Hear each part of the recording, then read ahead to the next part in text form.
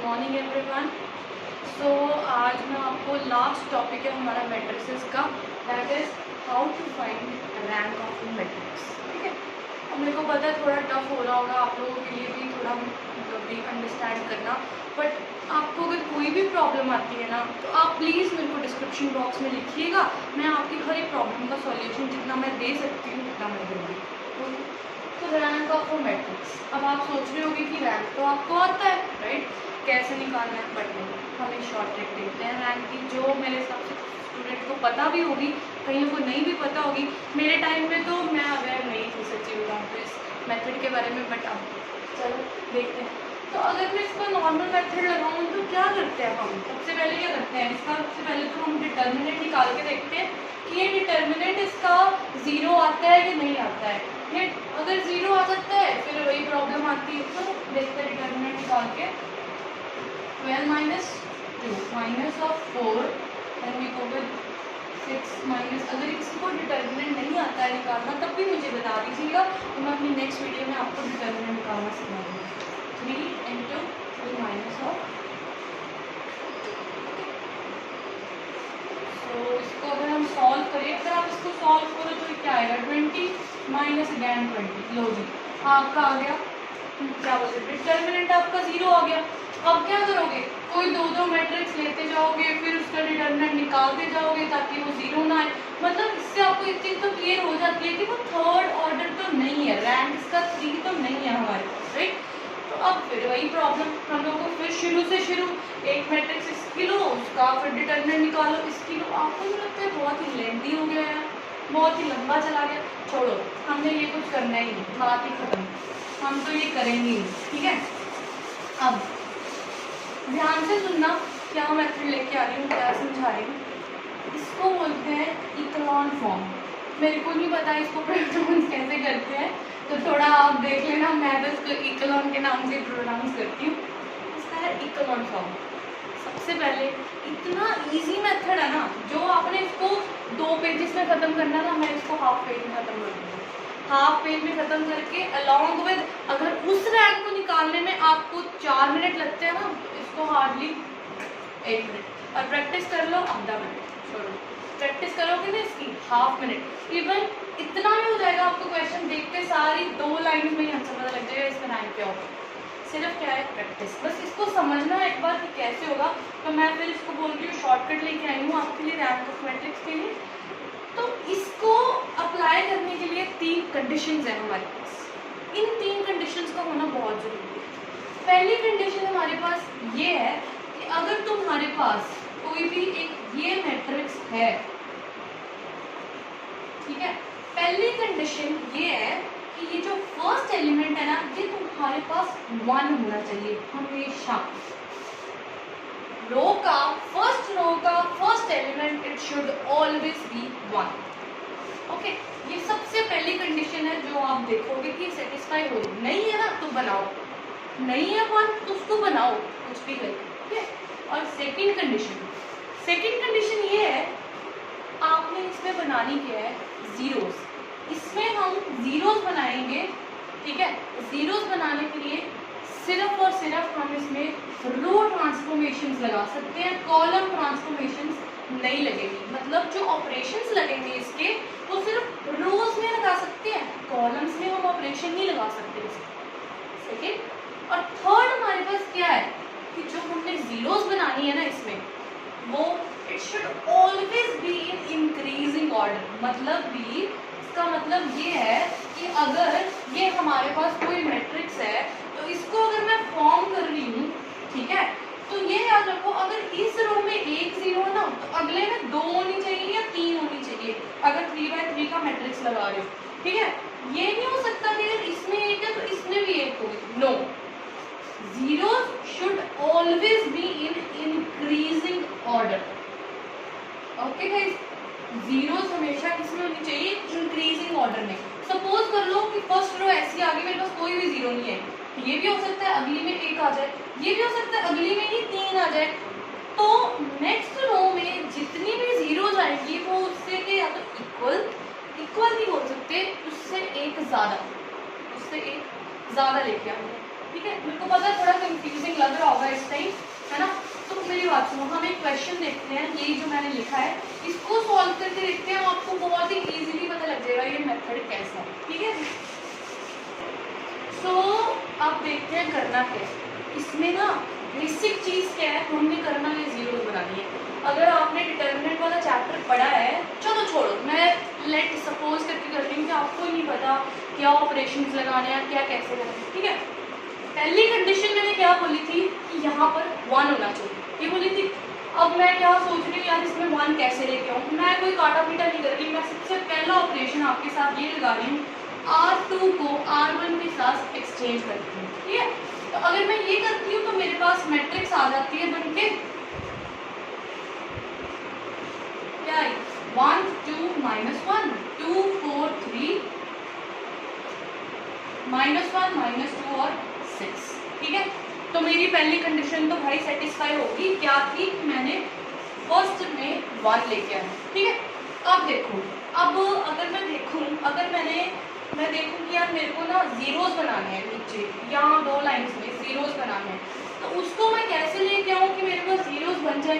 तो मैं देखो क्या लगा रही हूँ, R2 - R2 ऑफ R1, मतलब ये 2 है, इसको मैं 2 से मल्टीप्लाई करके इन दोनों को माइनस करती हूँ, तो मेरे पास क्या आता है, देखो ये तो एज इट इज रहेगी, 2 - 2 इज 0, 4 - 4 इज 0, 3 प्लस और 1 के बन गया 5। ये देखो, अब खुद देखो जीरो आनी शुरू होगी, ठीक है, लो जी जीरो आनी शुरू होगी।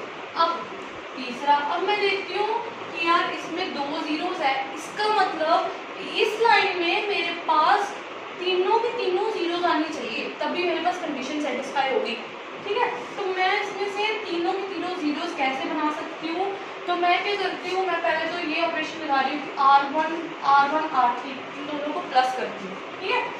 हमेशा ये चीज़ याद रखिएगा, जो रो आप फर्स्ट नंबर पे लिखते हो उसी में चेंजेस आते हैं, जो रो आप सेकंड पे लिखते हो उसमें कोई चेंज नहीं आता, वो रो एज इट इज आपने लिखनी है।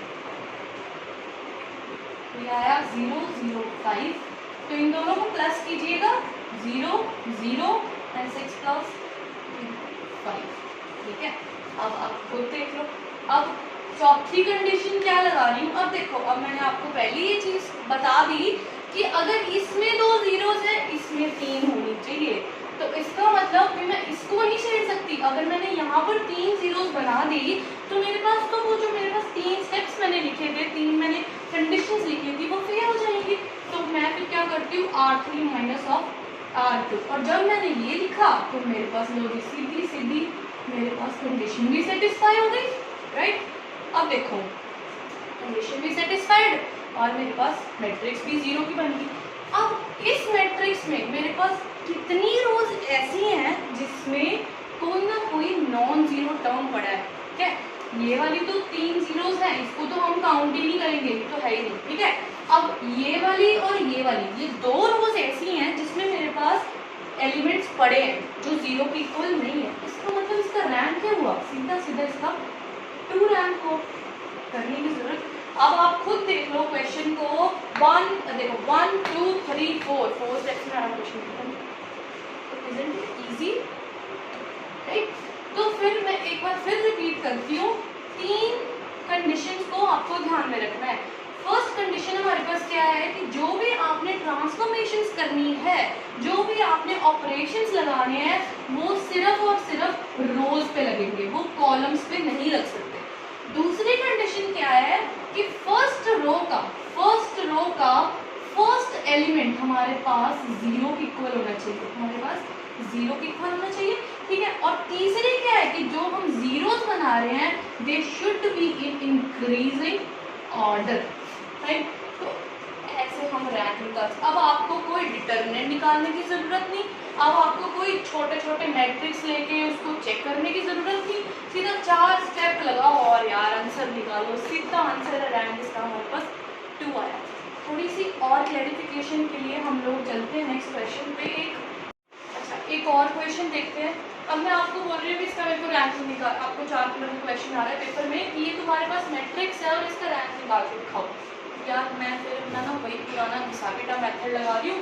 इसका क्या कर रही हूँ, डिटर्मिनेंट निकाल रही हूँ, लो जी डिटर्मिनेंट निकाल रही हूँ, 4 बाय 4 की मैट्रिक्स है, डिटर्मिनेंट नहीं, पहले तो मेरा 15 मिनट तो वही गई, ठीक पहले तो देख लो।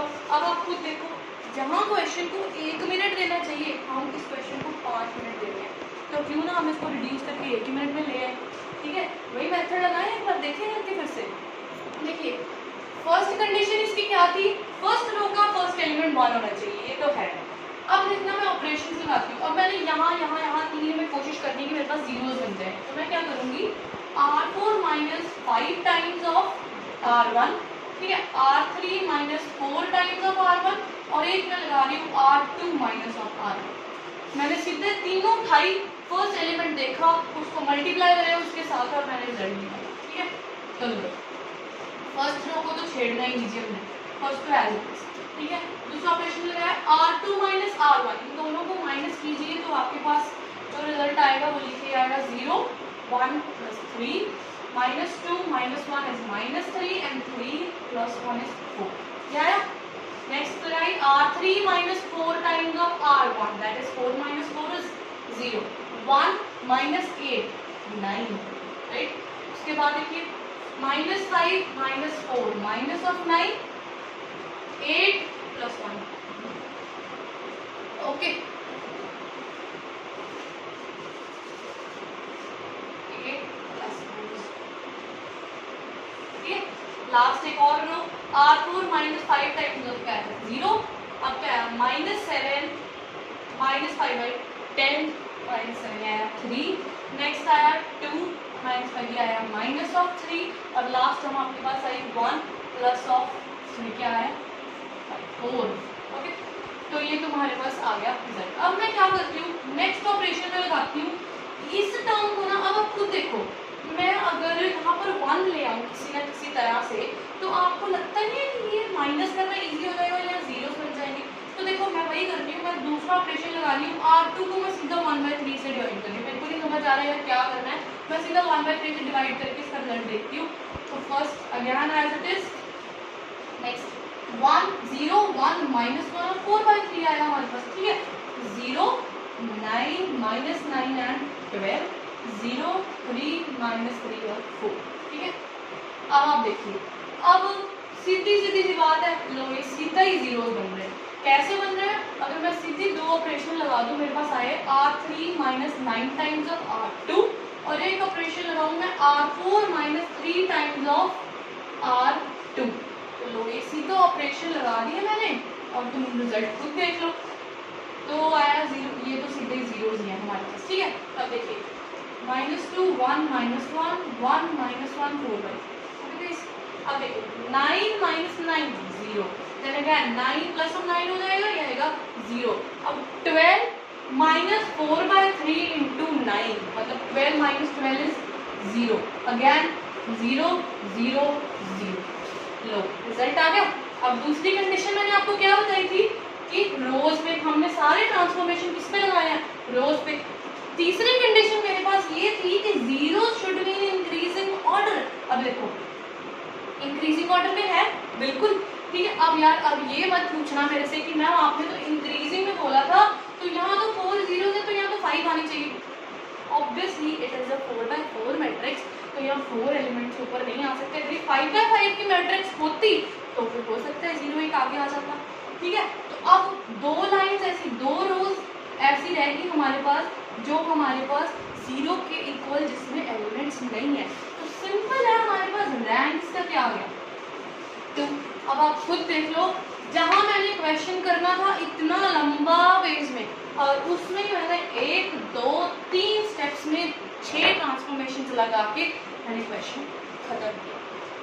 इसकी अगर आपको ये लगेगा ना कि शायद ये मेथड गलत है, नहीं यार, तो मैं खुद आपको बोलूँगी क्वेश्चन ट्राई कीजिए और मेरे को आके बताइएगा कि मैम ये क्वेश्चन गलत करा दिया। तभी मुझे पता लगेगा, तभी मेरे को कुछ सीखने को मिलेगा। वैसे तो ये ट्रस्टेड मेथड है, बिल्कुल सही मेथड है, आप इसको अप्लाई कीजिएगा 3-4 क्वेश्चंस में और अपनी स्पीड देखिएगा, और फिर कंपेयर करके मुझे बताना कि ये जो आपका मेथड था वो ईजी है या ये मेथड ईजी है। तो आज आपके पास मैट्रिसेस खत्म है। कल हम लोग इसके बेसिस पे जो हमने ओवरव्यू किया, जो हम पढ़ चुके हैं, उसके बेसिस पे हम कल करेंगे क्वेश्चंस। राइट, कल आपके लिए फ्यू क्वेश्चंस लेके आऊँगी, जितना मेरे से मैक्सिमम टू मैक्सिमम पॉसिबल हो सका मैं आपके लिए लेके आऊँगी कल क्वेश्चंस। और मैं आप लोगों को भी रिक्वेस्ट कर रही हूँ, आप इस वीडियोस को ना शेयर कीजिए जितना हो सके, ताकि जो स्टूडेंट्स अभी टेंशन में बैठे हैं ना कि हमें कैसे पढ़ना है, उनके लिए ईजी हो जाए, राइट गाइस। तो ये मेथड है तुम्हारे पास। तो हमने ओवरव्यू कर लिया, इन्वर्स निकाल लिया, हमने रैंक निकाल लिया। तो इन 3 टॉपिक्स में से, मतलब टॉपिक्स हो गए ओवरव्यू में भी ज़्यादा, तो इनमें से बेसिक क्वेश्चन रहेंगे। उन्हीं बेसिक क्वेश्चन को हम उठाएंगे, कल पिक करेंगे, फिर देखते हैं क्या होता है, ठीक है।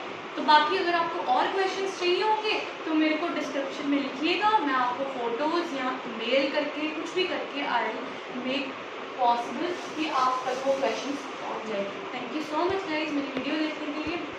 बाय।